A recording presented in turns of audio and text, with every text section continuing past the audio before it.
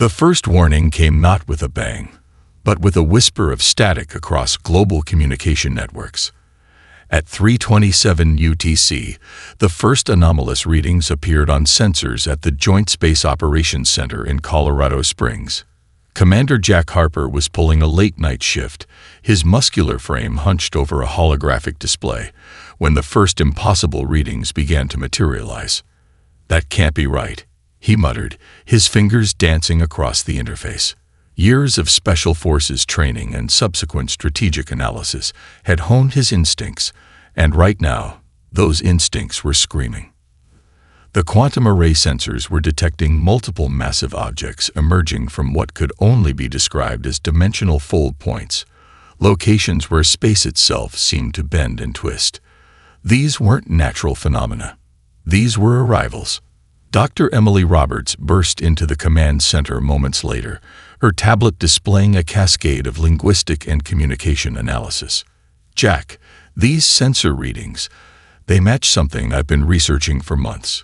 Theoretical trans-dimensional communication patterns." Before she could elaborate, the first wave hit.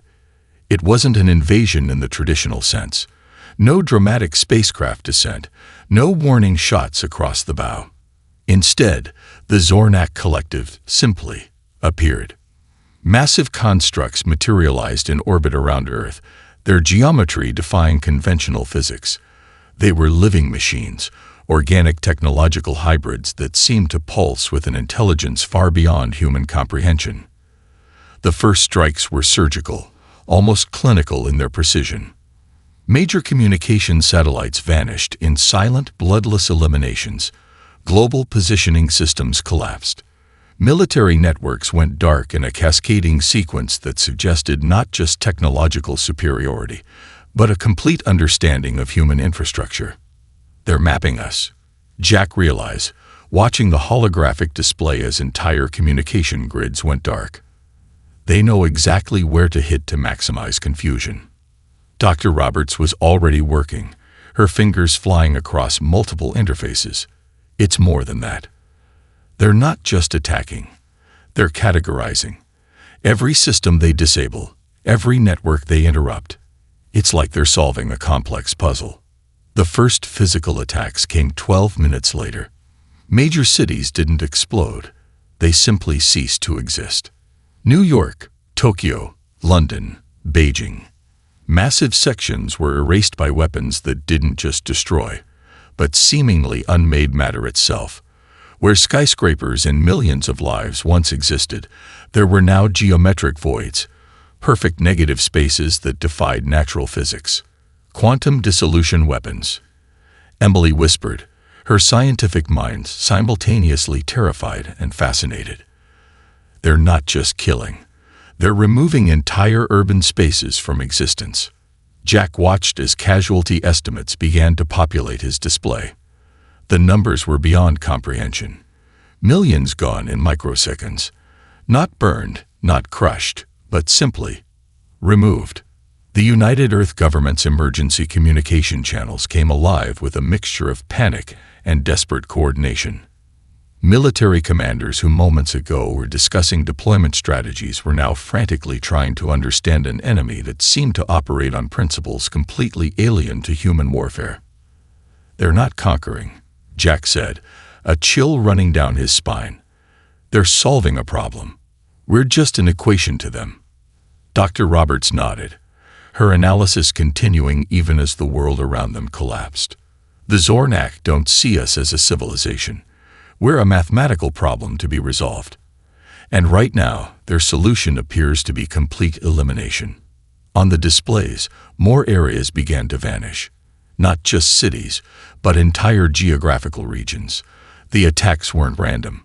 They were methodical, precise. Each strike calculated to maximum efficiency. Humanity's first true encounter with an alien civilization was not a moment of wonder or diplomatic exchange. It was a cold, calculated erasure. And yet, in that moment of seemingly total defeat, something fundamental about human nature began to stir. A resistance, a refusal to be a simple equation, a determination that would soon surprise the Zornak collective in ways they could never have predicted. The world didn't end with a whimper, but with a desperate, defiant heartbeat.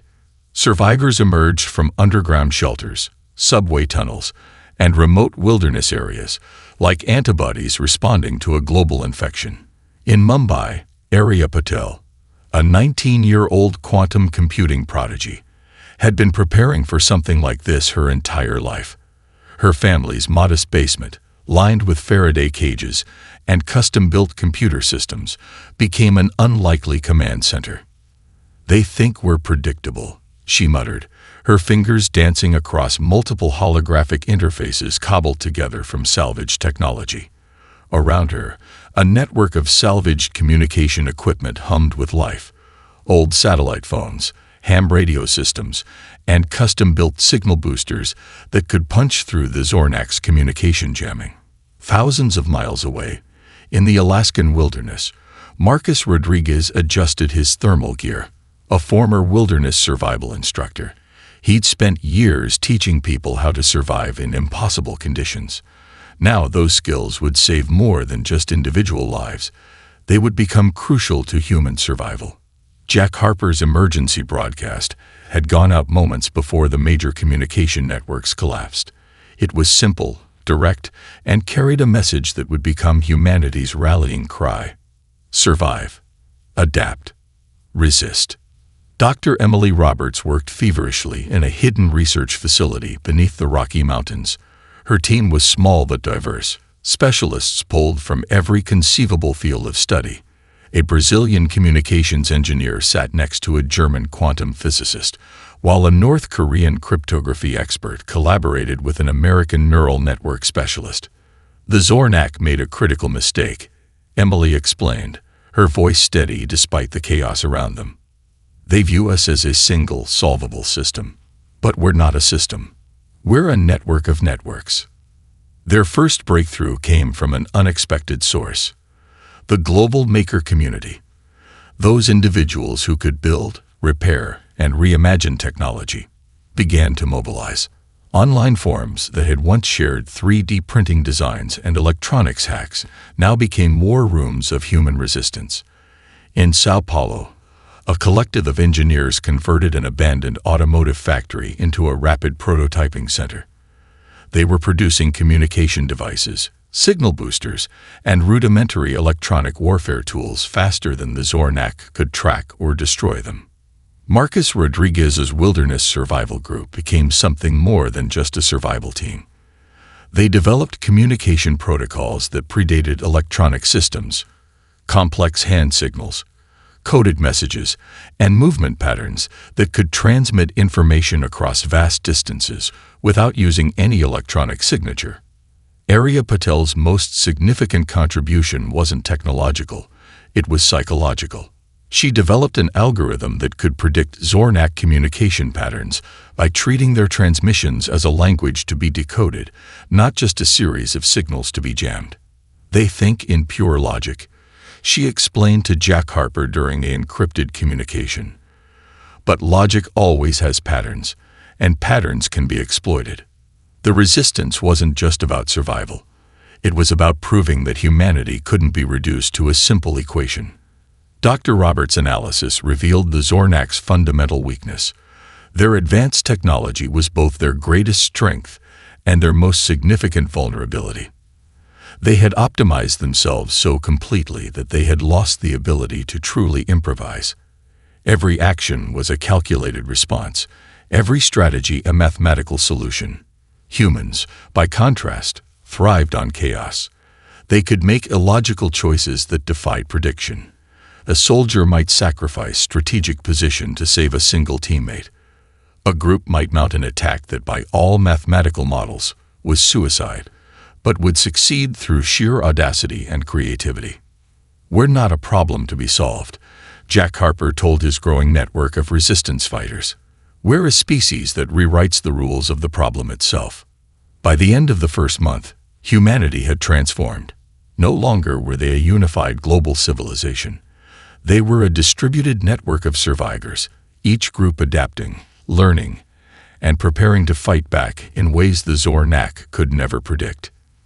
The invasion was supposed to be a swift, mathematical solution. Instead, it had awakened something in humanity, a collective spirit that defied all logical computation. The real war was just beginning. The Brazilian rainforest became humanity's first true battlefield against the Zornak. Carlos Oliveira moved like a ghost through the dense vegetation, his modified exosuit blending perfectly with the surrounding foliage. Once a mining engineer, now a resistance fighter, he represented the new face of human warfare. Part technician, part guerrilla, entirely unpredictable. The Zornak's orbital scanning technologies were formidable. Their quantum-enhanced sensors could detect heat signatures, electromagnetic emissions, and even minute molecular changes in an environment. But the Brazilian Amazon was a proving ground for human ingenuity. Carlos' team had transformed an abandoned rare earth mineral extraction facility into a high-tech resistance hub. Old mining tunnels became communication networks. Abandoned quantum processing units were repurposed into signal masking devices. Even the natural ecosystem became a weapon. They developed biomimetic camouflage techniques that could fool even the most advanced alien scanning technologies. Thousands of miles away, in the Rocky Mountain Research Facility, Dr. Emily Roberts was developing something far more dangerous than any conventional weapon: a comprehensive understanding of Zornak psychology. They don't just use technology, she explained to Jack Harper during a secured communication burst. They are technology. Every decision is a calculated response, every action a predetermined algorithm. But human beings, we're chaos incarnate. Their first major breakthrough came from an unlikely source. Arya Patel, the young quantum computing expert from Mumbai, had developed a communication protocol that was less a language and more a living, adaptive system. It was based on the way ant colonies communicate, random, seemingly chaotic, but with an underlying intelligence that defied traditional communication models. The Resistance's first major strike was nothing like a traditional military operation. In the Australian outback, a team led by former Special Forces operator Michael Chen used a combination of low-tech and high-tech approaches. They discovered that the Zornak's quantum scanning systems could be disrupted by creating complex electromagnetic interference patterns that mimicked natural geological activities. "We're not trying to hide," Michael explained to his team. "We're trying to become background noise." Their tactics were brilliant in their simplicity. They would activate communication nodes for milliseconds, transmit crucial information in burst patterns that resembled natural electromagnetic fluctuations, then immediately disperse. Each resistance group became a living, breathing neural network. No single point of failure, no predictable pattern. In the dense urban ruins of what was once Beijing, another resistance cell developed a technique of using old infrastructure against the invaders.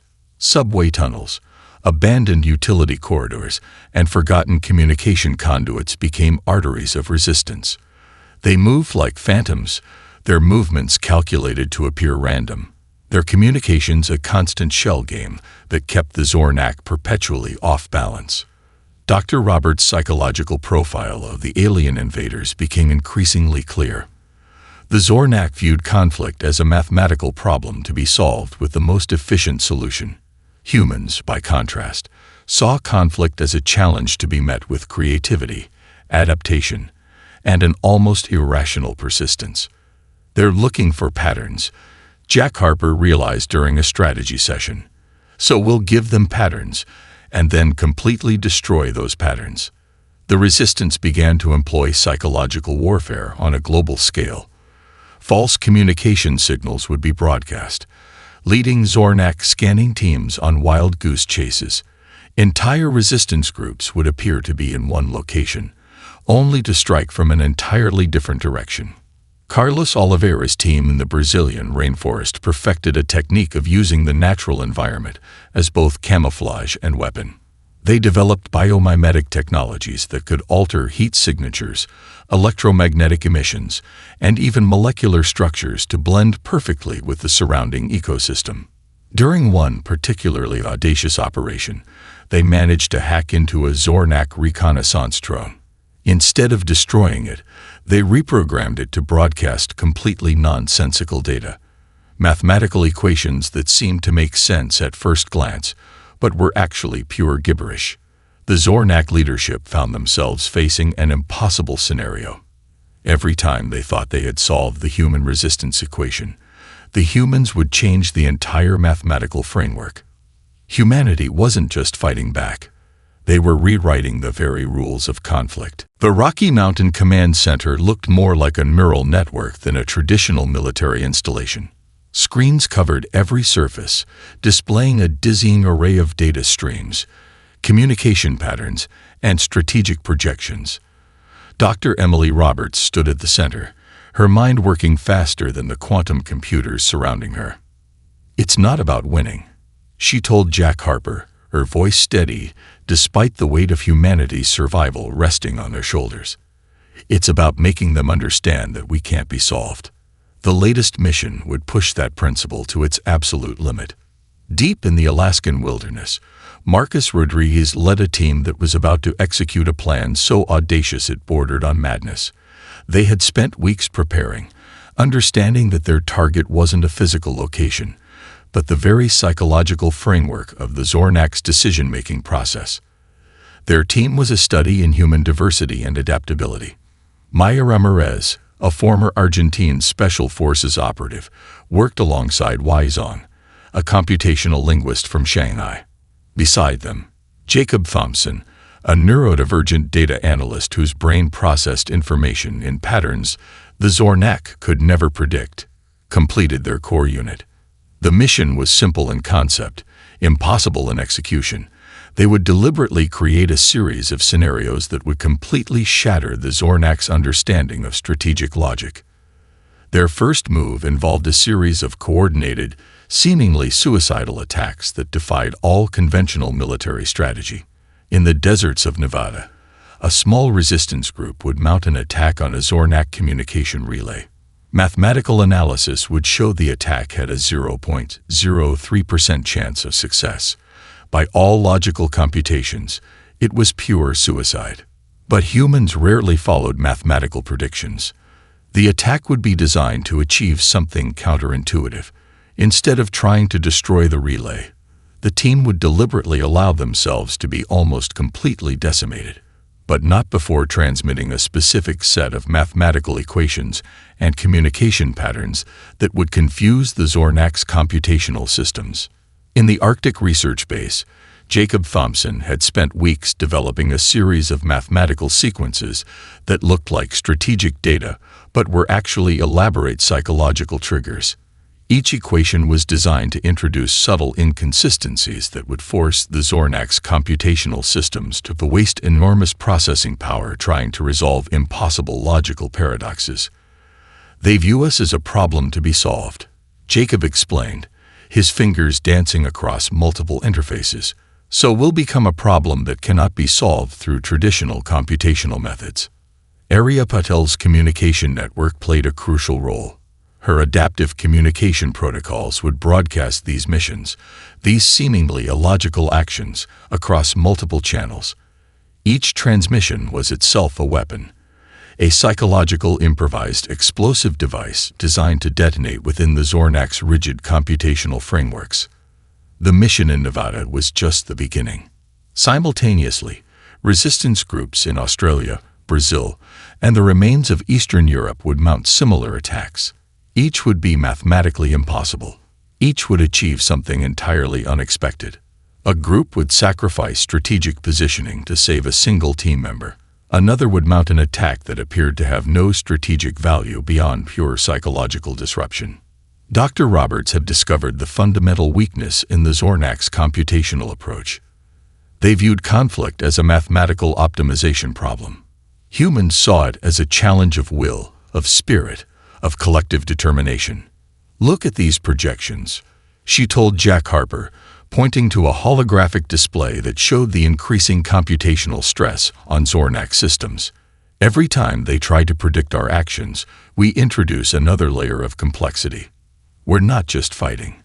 We're teaching them that some problems can't be solved through pure computation.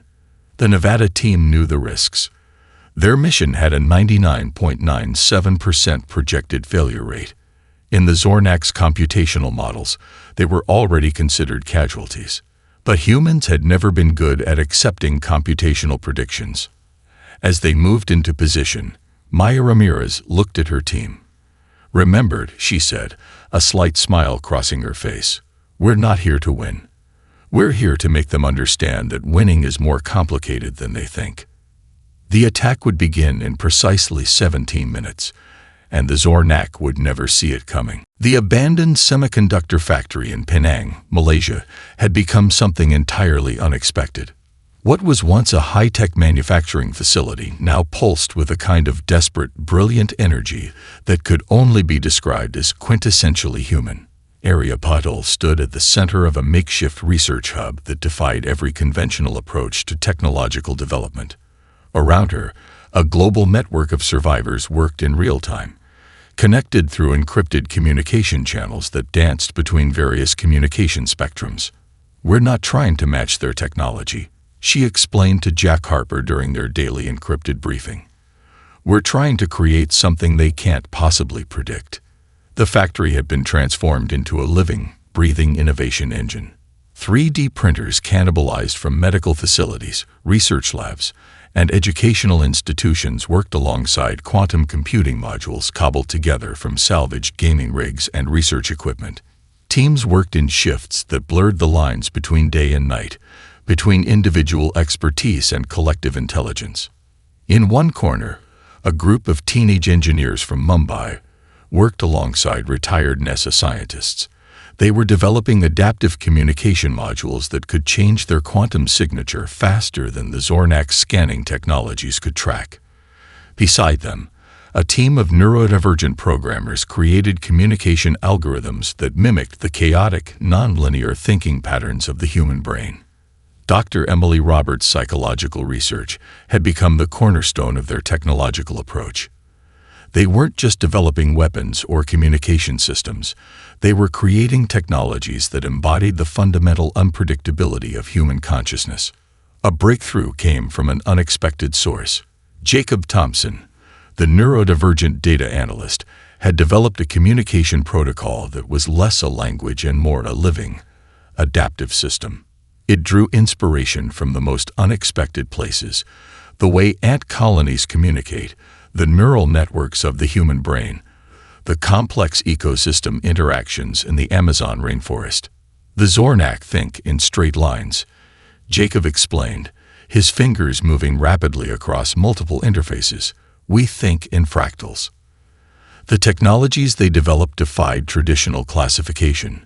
A communication device might also serve as a signal masker, a power generator, and a computational node in their distributed resistance network.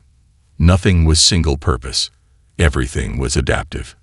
In the Brazilian rainforest, Carlos Oliveira's team had developed biomimetic technologies that could alter electromagnetic signatures, effectively turning the entire ecosystem into a massive camouflage network. Their systems could make a resistance fighter appear as nothing more than background noise, a fallen tree, a patch of particularly dense vegetation, a slight thermal variation that would be ignored by even the most sophisticated scanning technologies. Marcus Rodriguez contributed from the Alaskan wilderness, bringing his survival expertise to their technological development. They created power systems that could draw energy from the most unexpected sources: temperature differentials, ambient electromagnetic fields, even the slight kinetic energy generated by human movement. The global maker community had become humanity's most potent weapon. Online forums that once shared 3D printing designs now served as distributed research centers. A design created in a refugee camp in Kenya might be refined by engineers in Sweden, tested by resistance fighters in the Australian outback, and then distributed globally within hours. Their most audacious project was something they called the Adaptive Response Network, or ARN. It was less a specific technology and more a living, breathing computational system that could learn, adapt, and respond to threats in ways that made traditional artificial intelligence look like a child's calculator. "We're not building a weapon," Arya told Jack during one of their strategy sessions. "We're building an immune system for our entire species." The Zornak's technological superiority had been based on the assumption that technological advancement followed a predictable path. They had optimized themselves into a corner, creating systems so perfectly designed that they had lost the ability to truly innovate. Humans, by contrast, thrived on improvisation. Every limitation was an opportunity. Every constraint was a challenge to be overcome.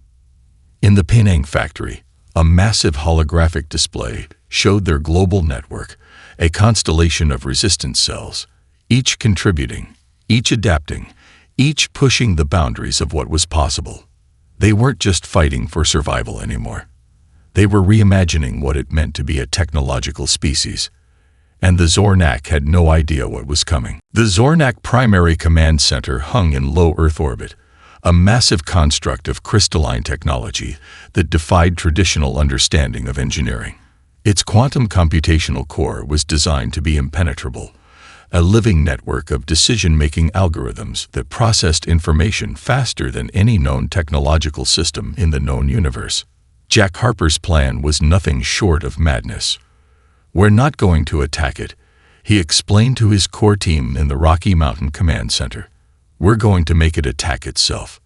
The operation had been months in preparation.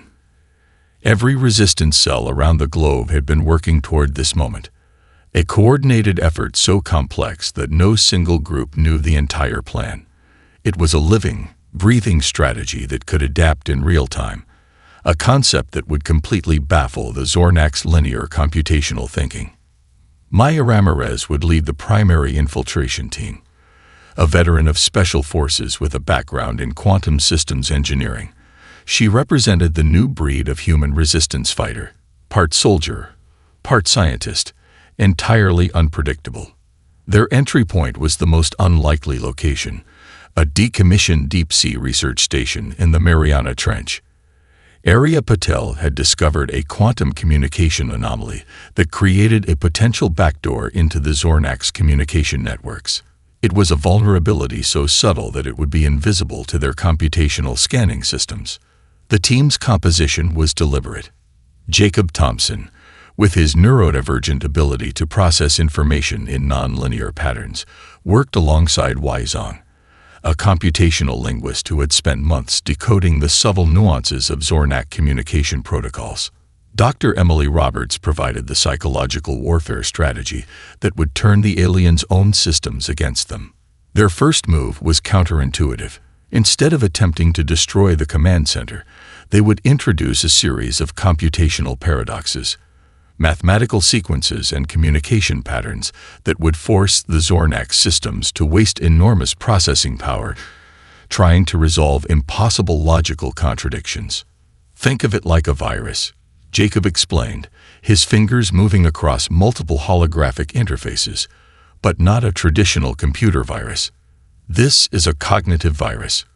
We're going to make their own computational systems question their fundamental decision-making processes." The operation began with a series of seemingly uncoordinated attacks across multiple global locations. In the Australian outback, a resistance cell would trigger a communication burst that appeared to be a standard distress signal. In the remains of Sao Paulo, another group would launch an attack that mathematically made no sense, sacrificing strategic position for what appeared to be no rational gain. Each action was a carefully designed piece of a larger psychological warfare strategy. Maya's team infiltrated the deep-sea station with a precision that defied traditional military doctrine. They weren't trying to fight. They were trying to communicate, to introduce a level of complexity that the Zornak's systems couldn't process. The quantum communication module they carried was unlike anything in known technological history.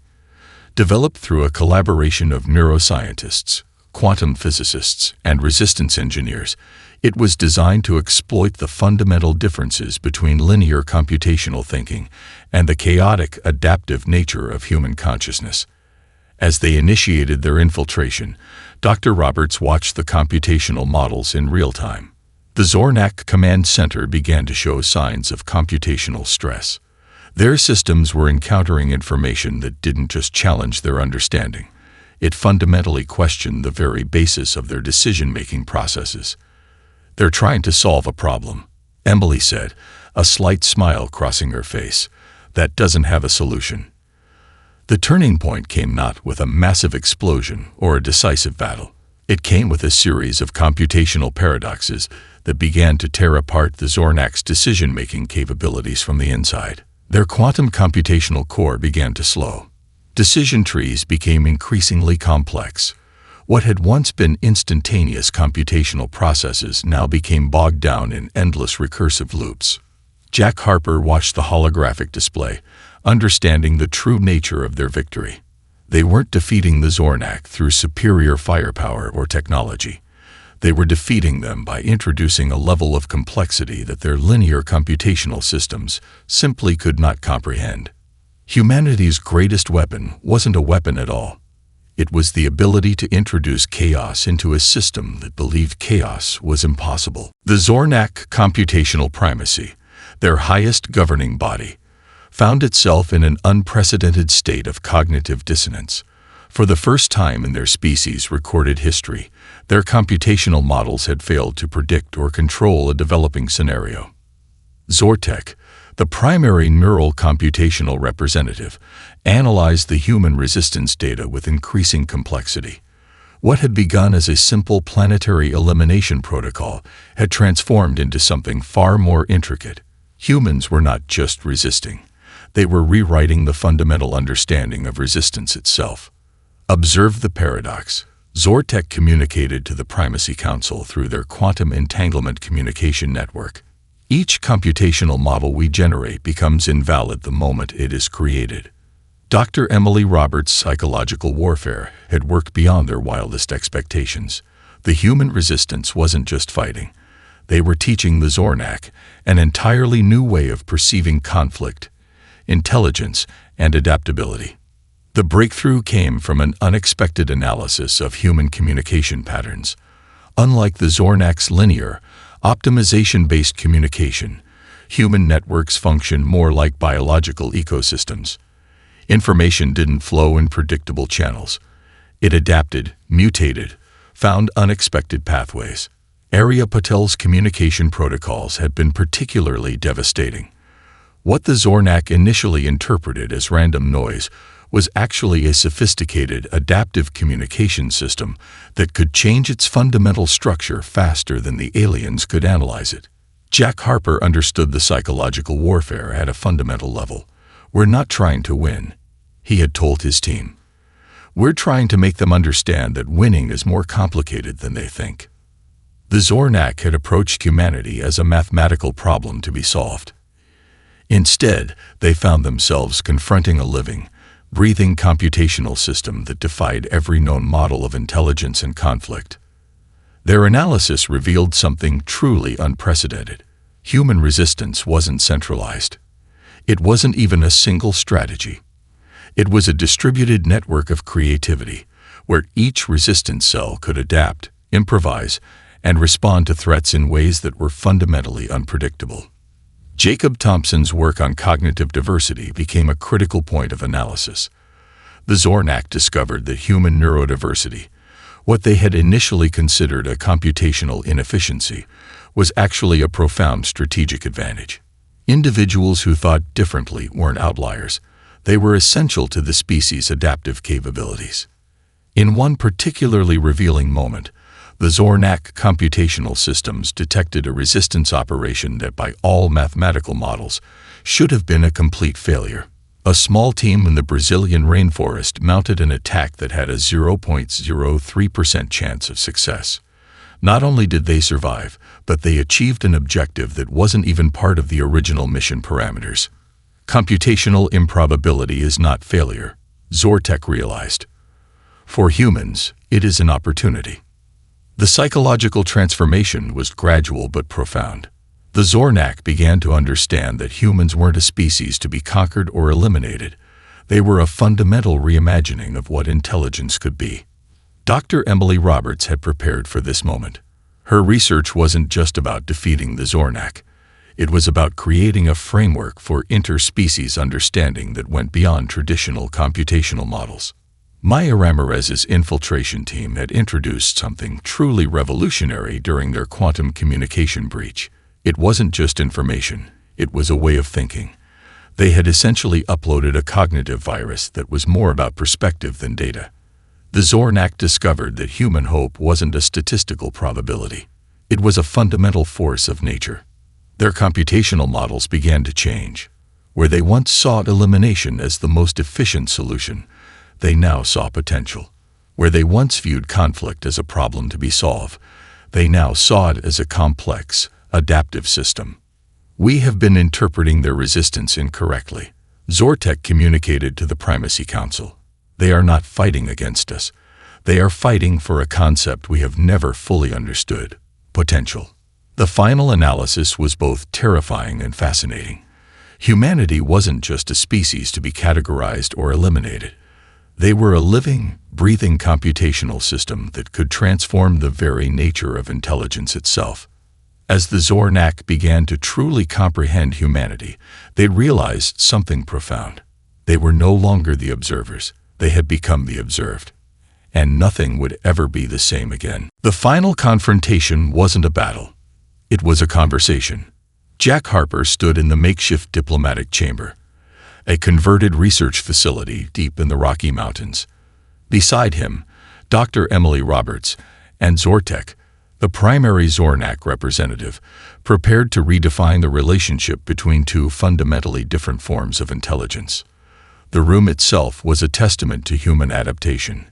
Quantum communication interfaces mixed with biological monitoring systems, adaptive translation modules that could interpret not just language, but the nuanced cognitive patterns behind communication. Arya Patel's communication technologies ensured that every subtle nuance, every potential misunderstanding, could be immediately contextualized and understood. We did not come to conquer. Zortek communicated, its quantum-based communication translating into human language with remarkable precision. We came to solve a problem. And in solving that problem, we discovered something far more complex. Maya Ramirez stood at the periphery, her military training balanced by a deep understanding of the psychological complexity of the moment. Jacob Thompson's cognitive mapping systems worked in real time, tracking the subtle communication patterns that went beyond mere words. The Zornak had come to understand something profound about humanity. They were not a species to be conquered or eliminated. They were a living, breathing computational system that could transform the very nature of intelligence itself. Your resistance was never about survival, Zortek continued. It was about potential. You do not calculate. You imagine. Dr. Emily Roberts stepped forward, years of research crystallizing in this moment. We've been trying to tell you something fundamental about intelligence, she explained. It's not about finding the most efficient solution. It's about creating possibilities that don't yet exist. The diplomatic resolution was unlike any in recorded history. It wasn't a treaty of submission or conquest. It was an exchange of understanding. The Zornak would share their advanced technological knowledge. In return, humanity would provide something far more valuable: their unique perspective on adaptation, creativity, and potential. Arya Patel's communication networks had already begun a global translation of this new understanding. Resistance cells that had spent months fighting for survival were now preparing for something entirely different, a collaborative exploration of what intelligence could truly mean. We are offering more than technology, Zortek communicated. We are offering a fundamental reimagining of computational potential. The transformation was already beginning. The technologies developed during the resistance, the adaptive communication systems, the quantum adaptive interfaces, the neural networks that could think beyond linear progression, would become the foundation of a new form of collaborative intelligence. Jacob Thompson's work on cognitive diversity became a critical point of exchange. The Zornak were fascinated by the human ability to find strength in different ways of thinking, rather than seeking uniformity. Marcus Rodriguez, who had led survival teams in the Alaskan wilderness, represented a different kind of intelligence. His understanding of adaptation, of finding potential in the most challenging environments, became a crucial point of discussion. The diplomatic chamber became a microcosm of a larger transformation. This wasn't just a resolution of conflict. It was the beginning of a new understanding of intelligence itself. Carlos Oliveira, who had fought in the Brazilian rainforest, understood this intuitively. "We're not just sharing technology," he said to his team. "We're showing them how to see the world differently." The Zornak had arrived believing they could solve humanity as a mathematical equation. They were leaving understanding that some equations can't be solved. They can only be explored. As the initial diplomatic discussions concluded, Jack Harper looked out over the transformed landscape. The destruction of the initial invasion was already being rebuilt, not with a return to what was, but with something entirely new. Humanity's greatest victory wasn't in defeating the Zornak. It was in fundamentally changing how intelligence could be understood. "We didn't just survive," Jack said, looking at the assembled team. "We reimagined what's possible." The stars outside seemed to shimmer with new potential. Humanity had faced its greatest threat and discovered something profound. True intelligence isn't about having the right answer. It's about the ability to keep asking questions. And they were just getting started.